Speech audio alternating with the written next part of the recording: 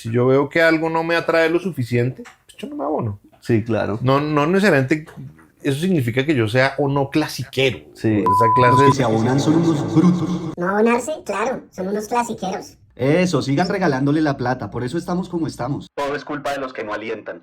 Y así, sin darnos cuenta, terminamos atrapados en el bucle de siempre, eterno y cada vez peor. Uno señala al que va al estadio, mientras el otro señala al que se queda en la casa. Uno le dice usted es un alcahueta y el otro le responde usted es un mal hincha clasiquero. Pero bueno, buena la banda, bienvenidos y bienvenidas nuevamente aquí al canal de Pase al Vacío Fútbol, su lugar, el lugar en el que usted pierde el tiempo conmigo, hablando del deporte nacional por excelencia. Y hoy... sí, nos toca hablar de este tema, porque es que mientras usted y sus amigos se están destruyendo en Twitter y en redes sociales, en Millonarios está pasando algo que es realmente grave, y es que la crítica está completamente desorientada entre un montón de violencia.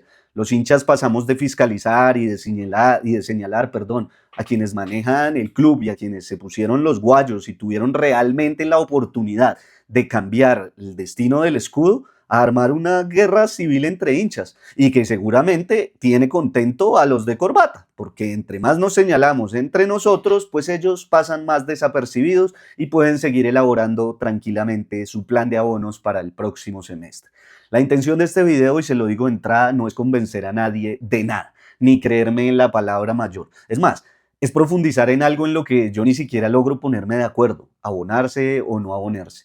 Es un video que busca hacer algo que es mucho más difícil hoy en día en el mundo del fútbol y en la sociedad en general, que es tratar de entender cómo piensa el que está del otro lado, tratar de entender sus argumentos, su dolor y la lógica de esa persona que de repente por comprar o no comprar una camiseta usted convirtió en su enemigo.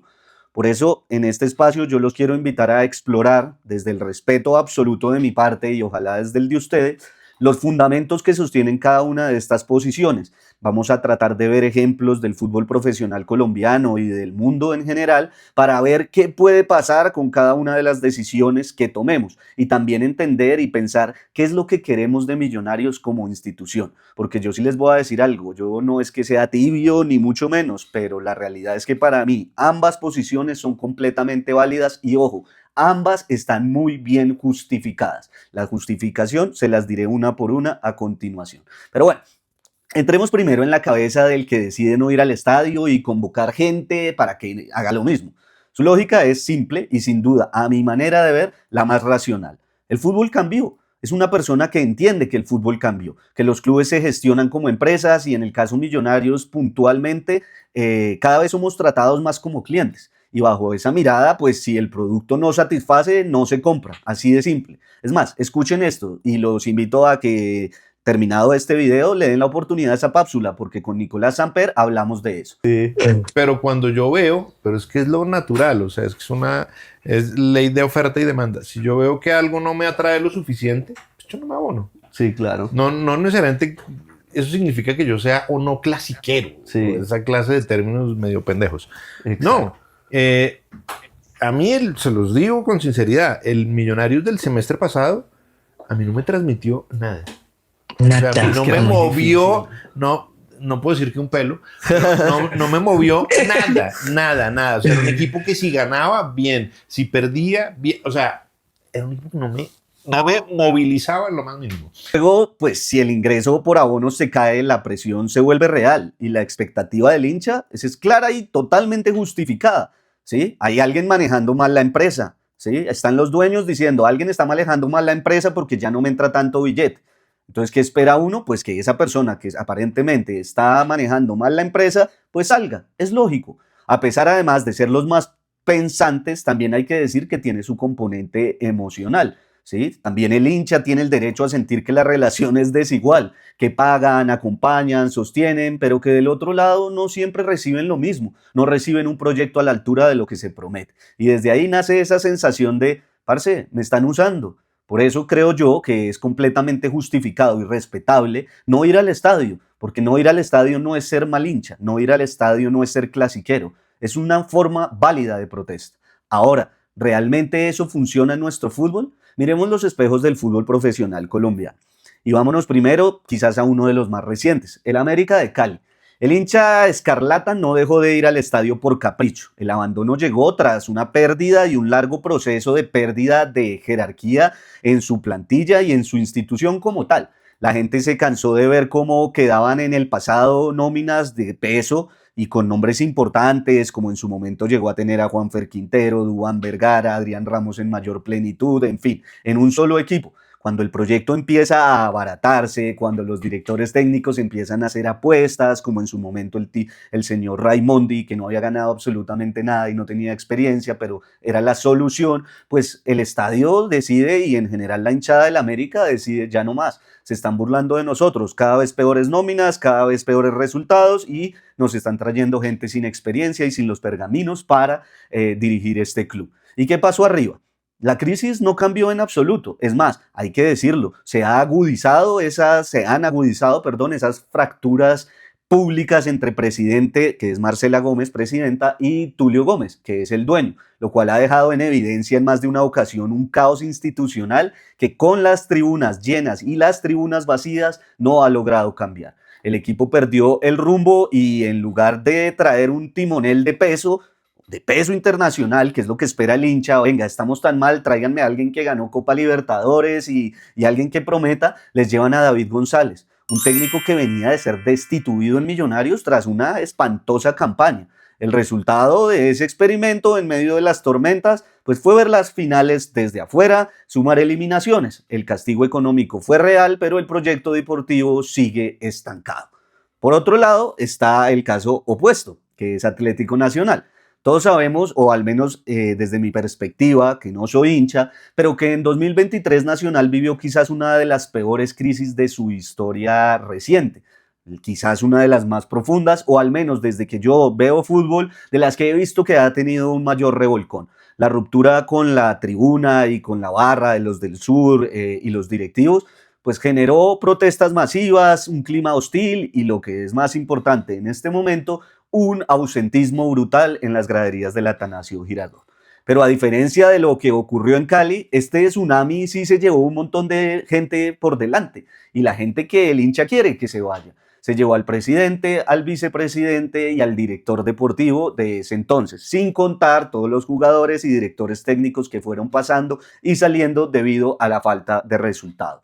Luego llega Sebastián Arango, un nuevo presidente que quiere retomar y trabaja por retomar la visión del club que no se fundamenta en apuestas, en planes quinquenales ni nada de esto, sino en la inversión, en traer equipos de jerarquía, en traer jugadores. Y es por eso que hoy en día usted puede ver en el banco de suplentes jugadores como Edwin Cardona o jugadores como Mateus Uribe. Ese es el nivel que tiene Atlético Nacional el día de hoy en nómina. Entonces, cuando en Nacional las cosas no sirvieron, la hinchada se manifestó, pero aquí sí rodaron cabezas. La pregunta es entonces, ¿por qué en uno funcionó y en el otro no? Y ojo, yo hablo desde las hipótesis y se lo digo de una vez a los gurús de economía y finanzas que van a aparecer, administradores o qué sé yo. Lo hablo desde las teorías y las hipótesis futboleras, de lo contrario corríjanme, es perfecto, de eso se trata. Este video, como les digo, no es de imponer, es de debatir, ¿listo? Pero ¿cuál es mi teoría de persona no experta financiera? Que a mí me parece lógica. En el caso del América de Cali, el club funciona como una empresa familiar, controlada por ellos mismos. Entonces, al ser dueños absolutos de sus acciones, no tienen un jefe corporativo o alguien más arriba que les exija la renuncia por un tema de imagen. No va a haber algo más que una pelea constante con los hinchas. Pero a la larga, ellos deciden qué hacen con su plata, ellos deciden hasta cuándo se quedan y deciden qué hacen con su empresa. Nacional, en cambio, pertenece a la organización Ardila Lule, que es un gigantesco conglomerado que tiene en su mayoría todas sus inversiones aquí en Colombia. Marcas de gaseosas, marcas de cerveza, emisoras, canales de televisión, en fin. A ellos, como grupo empresarial, les importa y les parece vital que el consumidor colombiano opine bien de sus marcas. No pueden permitir que Atlético Nacional, que es tan solo una más de sus empresas, pues empañe la reputación de un emporio local. Hay una junta corporativa más arriba que necesita que este equipo o esta empresa no se rezague para proteger un negocio global. Y además tiene el músculo financiero para darse lujos y apagar incendios con billetera. Colombia para Ardila Lule es fundamental, ¿sí? Entonces aquí es donde aterrizamos en nuestra realidad y donde se hace pues terriblemente complejo predecir si este tipo de boicot, por llamarlo así, en Millonarios funcionaría o no. No tenemos una bola de cristal porque hay que decir que no somos América de Cali, no somos, no somos una empresa de sencillamente una familia que decide qué hacer. No, nosotros también hacemos parte de un grupo empresarial. Tampoco somos Atlético Nacional, el equipo de pues, un conglomerado multimillonario en Colombia, el equipo de uno de los dueños de este país que tiene la chequera suficiente y el interés para alivianar la crisis y corregir los errores rápido, porque es que necesitan cuidar su reputación, perdón. No tenemos esa chequera, porque de por sí los fondos no son los mismos y además porque a Atlético Nacional y a Ardila Lule le interesa que le vaya bien en Colombia, mientras que para Amber Capital, que es el dueño de Millonarios o el mayoritario de Millonarios, pues Colombia es una apuesta más. Millonarios le pertenece, si usted no sabía, a un fondo de inversión multinacional liderado por un tipo que se llama Joseph y que es representado por el que usted sí seguro escucha aquí todo el tiempo, el señor Gustavo Serpa. Sus grandes inversiones y el grueso de su dinero realmente está en otras latitudes. Si la hinchada les arma una protesta económica en Bogotá, sí, pues uno le golpea la taquilla, pero la respuesta de un fondo que no es del todo interesado en el mercado colombiano es un misterio. Nadie puede asegurar que vayan a abrir la billetera para traer figuras, para volver a llevar a la gente, pero tampoco que vayan a dejar tirado Millonarios. El riesgo real es que decidan prender el piloto automático, recortar gastos para no dar pérdidas y dejar al equipo a la deriva como está pasando hoy con el Real Zaragoza, otro de los equipos que pertenece a Amber Capital. Entonces, es justamente por ese riesgo y por el miedo de dejar al equipo huérfano que nace la segunda postura. Los que dicen que abandonar jamás será la solución.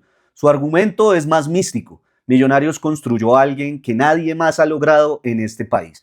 Y esto puede sonar muy hincha y lo que quieran, pero es la realidad. Millonarios tiene la hinchada más futbolera de Colombia, la única con una cultura real de amor incondicional por un escudo.